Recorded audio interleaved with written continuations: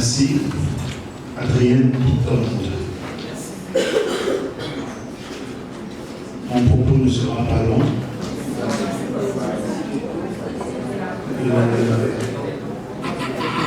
Mon propos est une réflexion que je mène depuis un certain temps sur le rôle des médias face à ce que j'ai appelé la entre parenthèses, déconstruction du vivre ensemble au Cameroun. C'est une titraille qui interroge en réalité, est-ce que les médias peuvent encore être considérés comme maillons dans la construction, ou est-ce que les médias sont en train de participer à ce que j'appellerais la déconstruction du vivre ensemble? Je parle d'un constat qui est très récent. Sur nos chaînes de télévision, nous avons assisté à un certain nombre de faits. En avril dernier, nous avons suivi sur l'une des chaînes les plus regardées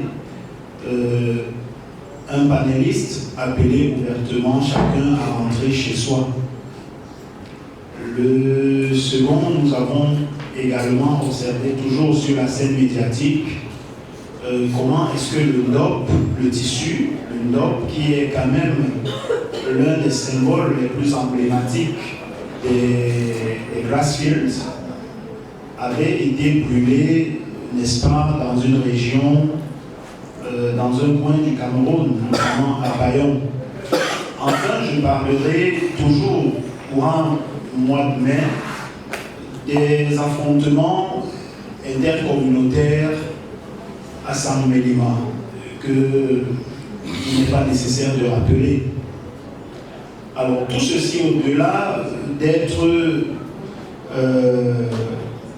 d'avoir en commun une caractérisation du discours de haine, semble mettre en mal ou en péril le vivre ensemble. Et l'interrogation vient du fait que c'est quand même les médias qui, n'est-ce pas, se trouvent des relais soit de ces images, soit d'un certain nombre de discours. Et donc, le questionnement que nous nous posons est celui de savoir quelle est la position des médias. Plus précisément, ceux qui relèvent du privé.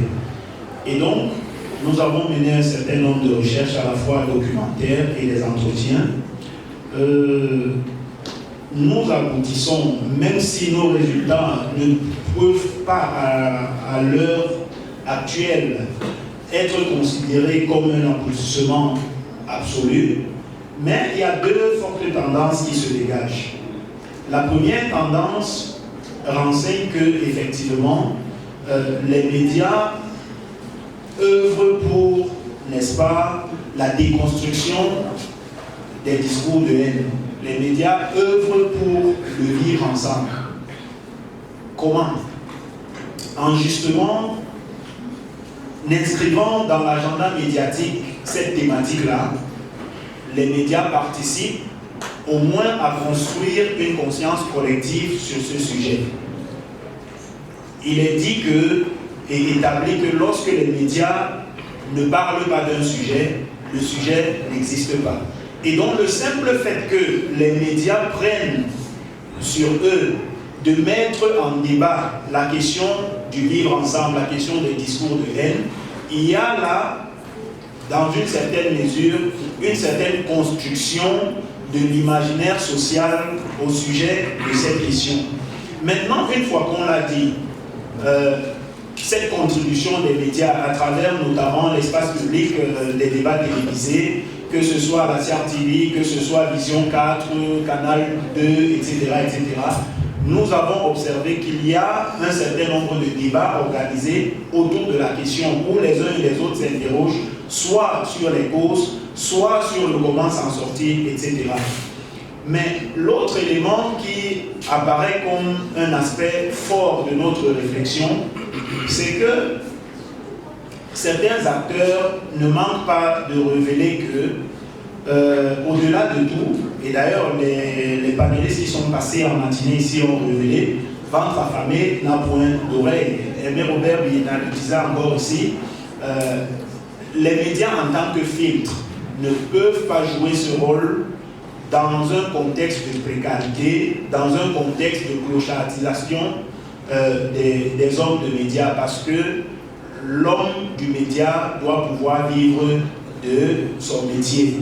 Et donc dans un contexte pareil, où les uns et les autres ont rappelé que chaque média a son financeur, et que les uns et les autres seraient donc à la solde de qui finance, il se trouve là la presque impossible mission de la presse à assurer sa responsabilité sociale qui est celle de construire le vivre ensemble.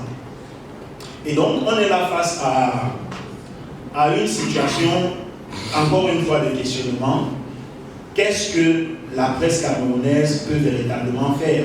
Dans un contexte comme celui-là, on est obligé, à tort ou à raison, de s'inscrire en droite ligne avec un auteur ou une auteure qui connaît très bien les milieux africains, pour qui, dans le contexte actuel, la presse ou alors les acteurs de la presse seraient presque dans l'impossibilité de résister à toutes ces sources de financement parallèles, dans la mesure où la presse manque d'autonomie. La presse camerounaise n'a pas les moyens de faire face à la machine économique que représentent les leaders politiques. Je pense que en toile de fond, c'est également ce que mon copanéliste est en train de relever. Donc, pour chuter, la presse camerounaise, est-ce qu'elle peut jouer un rôle? Je retiens simplement, au sortir d'ici, qu'elle n'est qu'une caisse de relais de ce qui se passe en back-office. Merci.